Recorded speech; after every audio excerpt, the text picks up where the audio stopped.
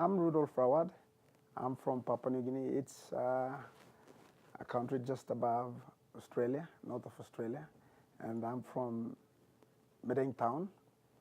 It's just about 30 to 40 minutes drive out of Medang town.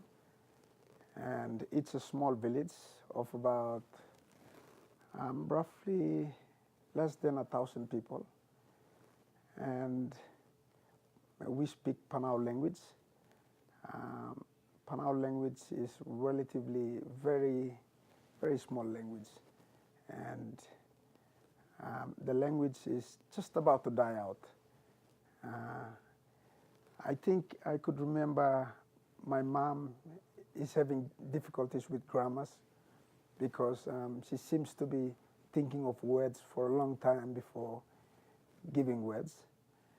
And so looks like there are about less than 500 people who speak Panau. And young people don't speak Panau. We speak Pidgin, which is a common language in Papua New Guinea. And so it's like children under the age of 10 would never speak a language at all. And we have two clans in my village, in Matugar village. One is called Tamaten and one is called Bantibun. I could see that the Bantibun clan could speak Panau language, but the Tamaten clan, which I am from, it's dying out because everyone seems to be traveling out of the village looking for green pasture in towns and cities. And so the language in that particular clan is dying out. And yeah. Wait 1 second, I'm just going to adjust this. Could you... We start all over? No, that was good. Can you say something about why you think it is important to keep the Panau language? It's important to keep the Panau language because it keeps our identity as I'm from Matugar, because I don't look like a Matugar person physically, but if I speak Panau, then it tells people that I'm from my place. And so I believe in reviving the language again, and I'll try to do my best to revive the language in any possible means at all. How do you think you can do that? At the moment, I have an organization that has a dream of reviving the language, and with the help of living tongues, we would have technologies that would assist us to do that.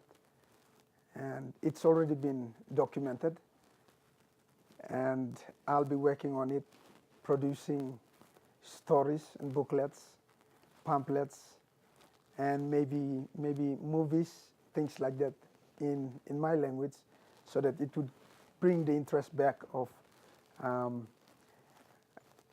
people speaking. And in here, in my village in Matugar, it's like people are a little bit shy speaking the language.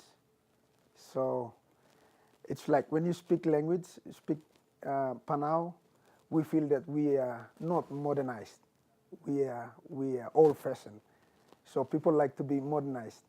And I feel that we are losing our culture, especially the language. And more or less our traditional, the culture, I should say, in general.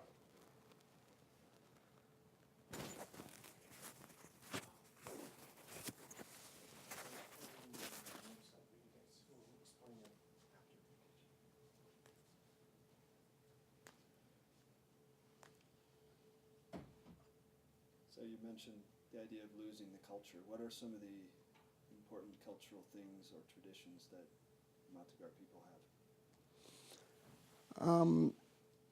We have different ceremonies, like the Yam festival. like my mom used to have a separate yam house, but now that is not, it's not anymore. We used to have our traditional prayers, but now it's not done. It's only a few group that does that. When there is a problem in the community, we have to have a special religious, traditional religious ceremony where we call our spirits to help us solve the problem, maybe. And so, and fishing, hunting, and dancing, singing, they're dying out. And so I'd like to revive that. I try my best to write as many songs as I can, record them, and try to get the steps.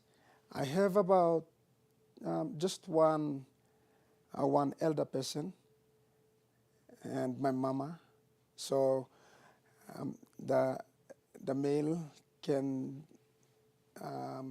show me the steps of dancing, and I could write the songs down and stories down, and the procedures of our traditional ceremonies, because it used to have